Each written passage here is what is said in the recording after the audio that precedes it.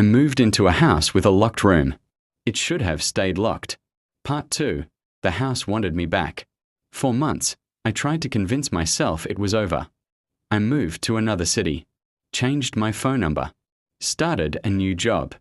I told nobody what happened inside the house. Nobody would have believed me anyway. But the nightmares never stopped. Every night, I dreamed of the iron door, the open chains, the darkness beyond, and something standing inside it, watching, waiting. At first, the dreams were vague. Then they became clearer. Each night I saw a little more.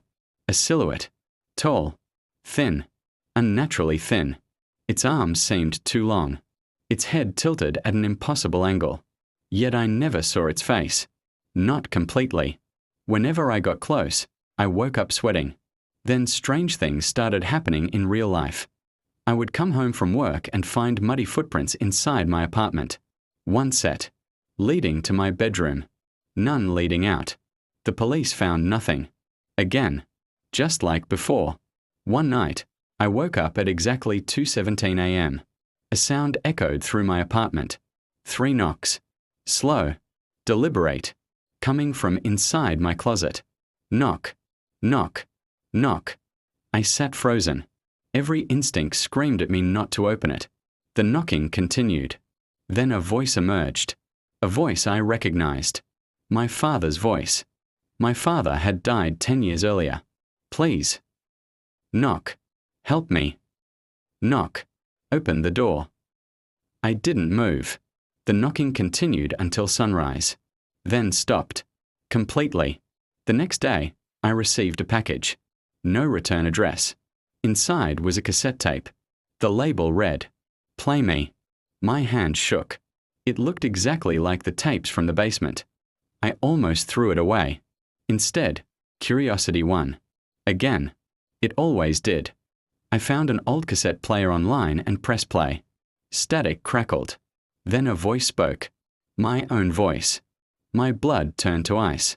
I found the second door. Static. It's open now. More static. Then my voice whispered something impossible. It's coming for us. The recording ended. I checked the timestamp. The tape had supposedly been recorded 32 years ago, 10 years before I was born. That was the moment I knew something was terribly wrong. Not haunted house wrong. Not ghost story wrong. Reality itself felt broken. I needed answers. And there was only one place to find them. The house. 3 days later, I drove back. The property looked abandoned. The grass had grown wild. Windows were shattered. The front door hung crooked on its hinges. But something felt different. The house looked older. Much older. As if decades had passed in only months. The moment I stepped inside, the temperature dropped. Every room smelled damp. Rotten. The steel door upstairs stood open. Waiting. This time, I didn't hesitate. I walked directly inside. The hidden staircase remained. The basement chamber remained. And the iron door remained open. But now there was light beyond it. A faint yellow glow. Beyond the iron door stretched a tunnel. Long. Endless. Far larger than should have fit beneath the house. The walls seemed alive. Moving. Breathing. I kept walking. Minutes passed. Then hours. Or maybe seconds. Time didn't feel normal there. Eventually, I reached another room. A massive room. And what I saw inside nearly stopped my heart. The walls were covered with photographs. Thousands of them. Every person who had ever entered the house. Every owner. Every visitor. Every missing person. And there, among them, was my photograph. Dozens of copies. Some showed me as a child. Others showed me sleeping. Some showed me standing exactly where I was now. Then I noticed something impossible. One photograph showed me older. Much older. Grey hair. Wrinkled face. Terrified eyes. Beneath it were handwritten words. Final visit. A noise echoed behind me. Footsteps. Slow. Heavy. Approaching. I turned. For the first time, I saw it clearly. The thing from my dreams. Tall. Thin. Its skin stretched tightly across its bones. Its eyes completely black. its smile impossibly wide.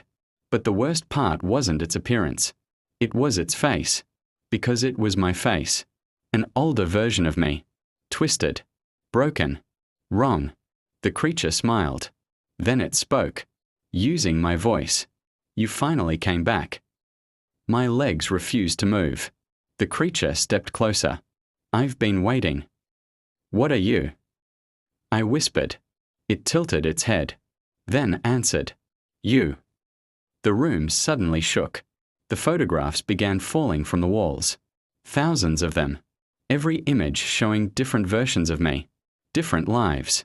Different choices. Different endings. Then I understood. The house wasn't haunted. The thing wasn't a ghost. The second door wasn't a prison. It was a passage. A place where countless versions of reality collided. And somehow, one version of me had escaped. A version that had spent years trapped in the darkness. Changing. Becoming something else. Something hungry. The creature smiled wider. Then lunged. I ran. The tunnel collapsed around me. Walls cracked. The ground shook violently. I sprinted toward the staircase. Toward the house. Toward daylight. Behind me, I could hear it laughing. My own voice. Mocking me. Growing closer. I reached the basement. Then the hidden room. Then the hallway.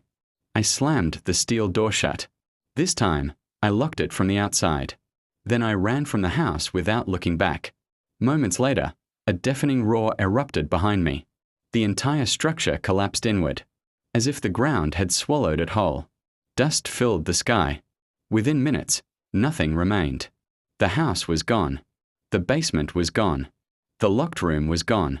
For the first time